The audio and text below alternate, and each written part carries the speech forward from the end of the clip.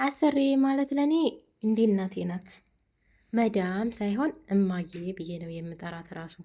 ነገር ግን ባሏን በጣም አፈቅረዋለሁ። ምን ላድርግ? እሱም በጣም ያፈቅረኛል። እንዴት ተፋቀራችሁ ብላችሁ አትጠይቁኝም? ብዙ ጊዜ ሴትየዋ ስራ ትሄዳለች፣ እሱ ደግሞ ስራ አልነበረውም። ልጆቹም ሁሉም ትምህርት ቤት ስራ ይሄዳሉ። ሹፌር የላቸውም። ሁልጊዜም ልጆቹን ትምህርት ቤት አድርሰን ስንመጣ የተለያየ ቦታ ይወስደኛል።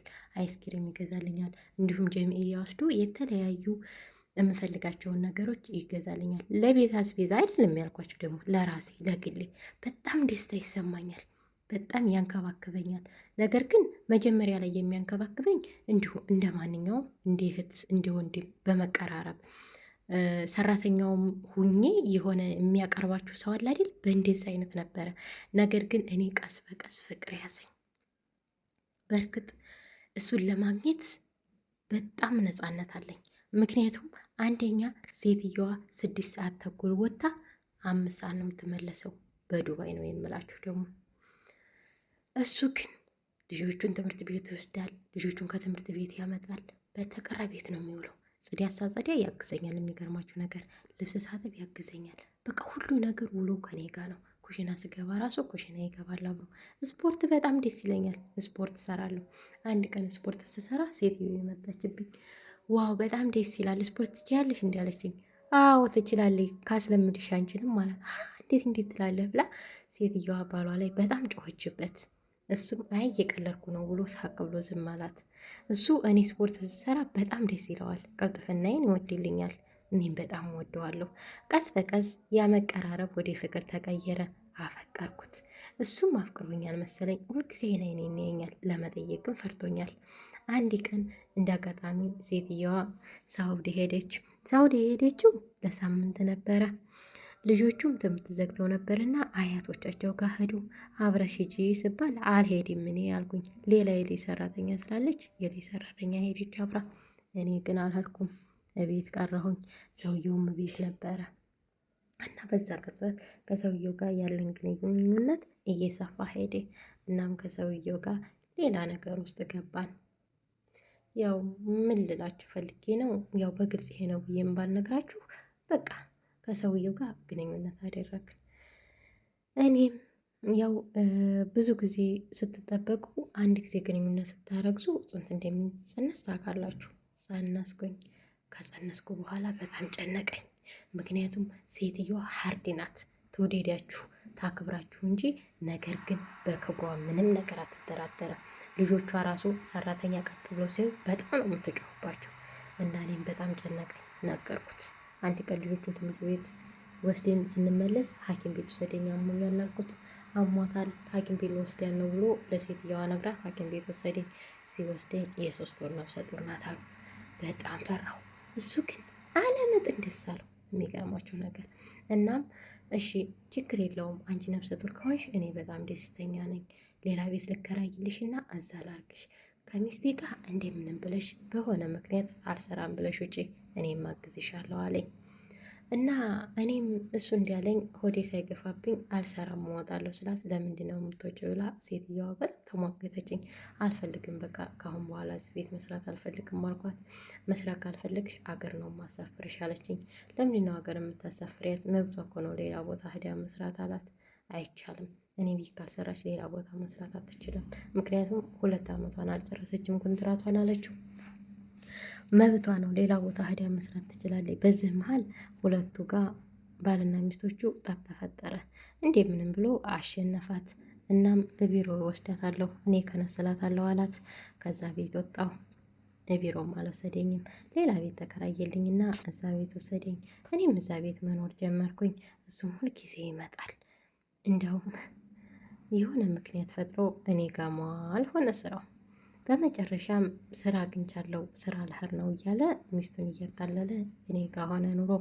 የሳምንት ስራ ነው ይልና እሁድ እኔ ጋር መጥቶ አርብ ወደ ቤቱ ይመለሳል። ምን አይነት ስራ ነው ስትለው የሆነ ነገር ፈጥሮ ይነግራታል። እና ከሰውዬው ጋር አሁን በቃ ኖርማል ኑሮ እየኖርን ነው፣ ደስ የሚል ኑሮ። መጨረሻ ላይ ግን ፈርቻለሁ። ምክንያቱም አሁን 8 ወሬ ነው፣ ነፍሰ ጡር ነኝ። 1 ወር ነው የቀረ ልጅ ልወልድ። ልጄን ከወለድኩ በኋላ ምንድን ነው የሚፈጠረው? ለስንት ጊዜስ ተከራይቶ ያስቀምጠኛል? ለስንት ጊዜስ ሚስቱን እየሸወደ ያስቀምጠኛል ብዬ በጣም ፈርቻለሁ። ምን ማድረግ ነው ያለብኝ?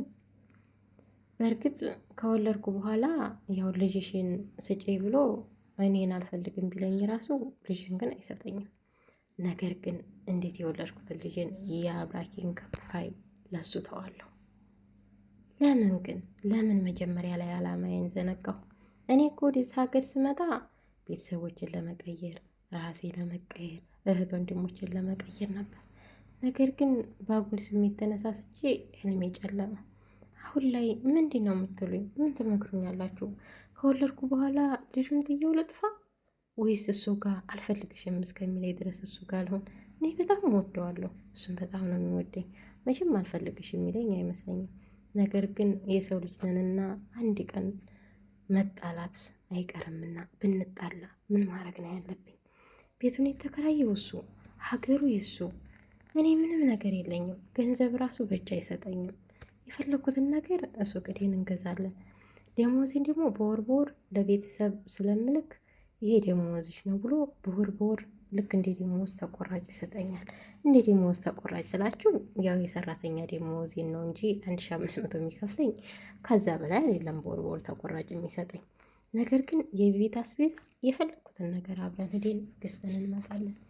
አሁን ላይ እኔ በጣም የጨነቀኝ ነገር ቢኖር ስወልድ እንዴት ልሆን ነው? ሰራተኛ ሊቀጥርልኝ ነው ወይስ ራሴ እያበሰልኩ ልበላ ነው?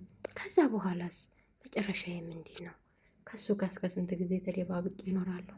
ሴትዮዋ ብታይኝ አይደለም ሴትዮዋ ልጆቹ ቢያውኝ ራሱ ያርዱኛል፣ ያለምንም ጥርጥር። እና በጣም ፈርቻለሁ። ውድ ቤተሰቦች ምክራችሁን ለግሱኝ ትላለች የዛሬ ባለ ታሪካችን። እውነት ለመናገር እኔ ምንም አላሳመነኝም። ምክንያቱም እንዴት ቢያንስ 2 ዓመት ራሱ እነሱ ጋር ሳትቀመጪ እንዴት ታደርግሻለሽ? እንዴት ሰውየው ልታፈቅሪው ቻልሽ? አንቺ እኮ ሰራተኛ ነሽ፣ እሱ ሚስት አለው፣ ቤት አለው፣ ልጆች አሉት። እንዴት አንቺ ከሱ ጋር ለመጋደም ፈቀድሽ? እንዴት ክብርሽን ታወርጃለሽ? እንዴት ክብርሽን ዝቅ ታረጊያለሽ? አሁን ላይስ እንዴት አሰብሽው? ከወለድሽ በኋላ ልጅሽን ጥለሽ ለመጥፋት? እህቴ ምንም ያህል ልትሳሳች ትችያለሽ፣ ነገር ግን እንደዚህ መስመርሽን ማለፍ አልነበረብሽ። የእውነት እኔ ላንቺ በጣም አዝኜልሻለሁ። ህልምሽን የልጅነት ወዝሽና ያጨለምሽው እንዴት? ያን ያህል ልጆች 4 ልጅ ካለው ወድ እንዴት ለመውለድ ያሰብሽ? እንዴት እሱ ጋር ለመኖር ፈቀርሽ? አንቺ እኮ የመጣሽው ብዙ አላማ ኑሮሽ ነው። አሁን ግን ያ ሁሉ አላማሽን አጨለምሽው። ውድ ቤተሰቦቻችን ሁላችሁም እዚህ በሀሳብ ለግሷት። እኔ ግን እንደዚህ ያለ ነገር አይዋጥልኝ። የሚገርማችሁ ነገር ማለት ነው በጣም ነው የሚያስጠላኝ። በተለይ የአረብ ወንዶች የእውነቴን ነው የምላችሁ እንዴት እንደሚያስጠሉኝ ማለት ነው። ለማንኛውም አብሽሪ፣ ራስሽን ጠብቂ። ልጅሽን ግን ጥለሽ እንዳጠፊ። ከወለድሽ አሳድጊው። እሱስ ለምን ካለ እናት ያርጋል። በምን እዲያው በአንቺ ስህተት